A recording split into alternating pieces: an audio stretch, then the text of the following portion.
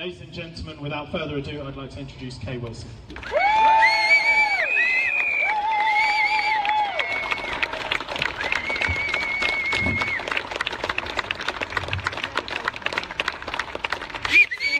Things first. Modani lefanecha. Melech chai v'kayam shechsat bi nishmati b'chemla. Rabba emutecha.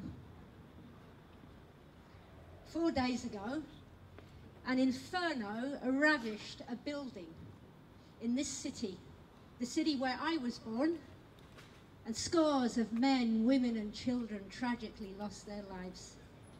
London is smouldering with grief and shock. There's another fire burning that, if left unattended to, threatens to devour everything in its path. Islamic jihad, of which I am a survivor. 6.5 years ago, 2 Palestinian terrorists held my American Christian friend and I hostage for half an hour on the Israel National Trail. Then they gagged and bound us and forced us to our knees. One butchered Christine to death before my eyes, while the other simultaneously hacked at me with his machete. Their cleavers chopped away her future generations and ripped apart her family's heart. Their knives decimated the person I once was. It's with deep gratitude that I recall the Israeli Muslim surgeon who stitched up my diaphragm, drained my lungs from blood, stapled my 13 machete lacerations, and tended to my over 30 broken bones. By saving my life, this dear Muslim doctor enabled me to get back to work and become an educator for the wonderful organization Stand With Us, who not only educate people about Israel, but are enabling, lobbying the stopping of the funding of terrorism. It is a hateful lie and a racist slur to say that all Muslims are terrorists. However, it is deluded, disingenuous, and dangerous to claim that terrorism has absolutely nothing to do with Islam. Islamic terrorism rages against our communities, incinerates families, chars a nation, and irreparably blackens our world. It is bent on consuming London, Manchester, Paris, Madrid, Stockholm, Berlin, Brussels, St. Petersburg, Istanbul, Mosul, Aden, Aleppo, Cairo, Sinjar, Erbil, and Jerusalem. The smoke alarm alerting the British to the terror from within was set off first in 2003 when 2 British Muslims, born and bred here, walked into a bar in Tel Aviv and blew it up. Despite the fact that this was carried out by well-to-do British men, until today, people in positions of public influence, including Jeremy Corbyn, the leader of the political Labour Party, and Baroness Lady Tongue, and the former Mayor of London, Ken Livingstone, disperse their vile anti-Semitism by claiming that terrorism perpetrated against Israelis is solely the consequence of Palestinian frustrations. Well, I am frustrated. I am frustrated because Islamic terrorism has wrecked my life and left me both physically and psychologically disabled. But although I'm frustrated, I haven't taken out my frustrations by shooting Muslims, blowing up Muslims, mowing down Muslims, or hacking Muslims to death. Frustrated? Israel is frustrated by the mainstream British media, who continue to either ignore terrorism carried out against Israelis or cover it up, excuse it, rationalize it, justify it, and in doing so invoke sympathy for the murderers and enmity towards the victims. Only 2 days ago, a 23-year-old Jewish Israeli woman was brutally murdered in Jerusalem, an attack which ISIS also claimed responsibility for. But nevertheless, the BBC saw it fit to headline, 3 Palestinians killed after deadly stabbing in Jerusalem. Shameful, shame, shame, shameful. The likes of these morally barren journalists remain dangerously and willfully ignorant of the winds of change that are fanning the flames of jihad spreading from the Middle East. The terrorism against Israel is the same terrorism that wants to burn London and Manchester. It is a global jihad that boasts it will destroy Western civilization. But instead of rushing to put out this fire of terrorism, the British public are choked by the fumes of fear. Fear from their own establishment, who have issued the Public Order Act, in which Section 5 deems someone guilty of causing harassment, alarm or distress if they, and I quote, if they display any writing, sign or other visible representation which is threatening or abusive with the hearing or sight of a person likely to be caused harassment, alarm or distress thereby. Personally, I find the blowing up of children at a Manchester pop concert and the slitting of a woman's throat as she sipped her English tea a tad more offensive and distressing than a Lancashire Christian who put Bible verses on a TV screen in his cafe, or a Sunderland merchant who hung a sign above his shop that read "Stop Funding Terrorism." Yeah. Woo!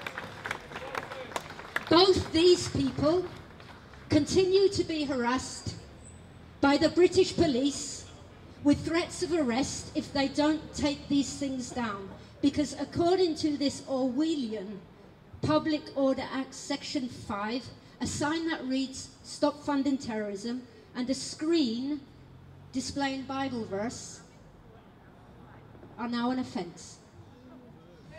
If the authorities spent more time and public resources dealing with the blatant treason of those in this society who support and promote terrorism instead of harassing those who protest against it, this country would be a safer place. Yes! Well said, Kay. Offended? Offended? We are offended because the appropriation of this sinister Public Order Act is selective. It doesn't apply to those now offensively waving Hezbollah flags, an organisation that the British government itself has designated as a terror group. We are offended by this march, which is nothing but a propaganda tool of the Islamic Republic of Iran, a despotic regime that continues to threaten Israel, a sovereign nation, and my home and my people with nuclear annihilation.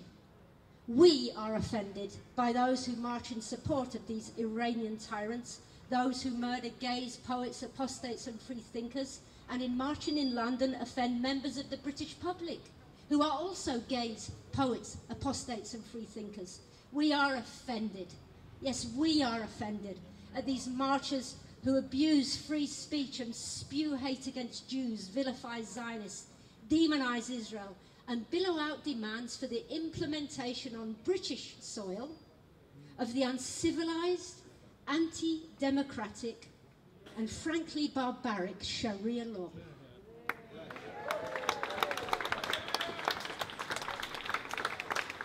We are offended that despite a petition signed by thousands stating their objections to the obscenity of this march, the Home Secretary, the Commissioner of the Metropolitan Police and the Mayor of London abdicated responsibility, blamed each other and enabled this march to go ahead. None of them have even expressed their moral outrage to this march, not even in a tweet, opting instead for the mumbo-jumbo of political correctness. They have only expressed their concerns. We are offended that the Home Secretary, the Commissioner of the Metropolitan Police and the Mayor of London have capitulated to the demands of a radical and filthy and violent ideology and insulted the victims of the murdered on British streets. Woo! We are offended by those who bully, intimidate, and gag our free speech by manipulatively claiming that any criticism of Islam, even associating it with the so-called extremism that murders people in this city, is Islamophobia. The very refusal to allow critique backfires and casts suspicion and hatred towards the honourable, noble and kind among the Muslim community. We are offended, and so we would do well to take Sir Winston Churchill's words to heart, a great man who with resolve and uncompromising conviction defeated the evil of Nazi and fascist regimes, the likes who will march very soon through this street today. Churchill said, "We will mete out to our enemy the measure, and more than the measure, than they have meted out to us. We will have no truce or parley with you, or the grisly gang who work your wicked will. You do your worst, and we do our best. And we who are offended, we are also anxious. We are anxious for the corrosion of the democracy of this great country. And we are anxious for the guaranteed future safety of her Jewish and Christian and minority communities. So we who are anxious, let us take to heart the words of Israel's King David, words from the Bible, words of comfort and of truth. But by words, these very words, by me reading them out now, I stand in violation of Public Order Act Section 5, which warrants my arrest. But frankly, my dear, I don't give a damn." Go, Kay! Woo! A word for all you Londoners in these troubled times. Gam ki elech, b'geit salmavit, lo irara, ki ata imadi. Even though I walk through the valley of the shadow of death, I will fear no evil, for you are with me. Amen, and thank you. Amen! Woo! Go, Kay!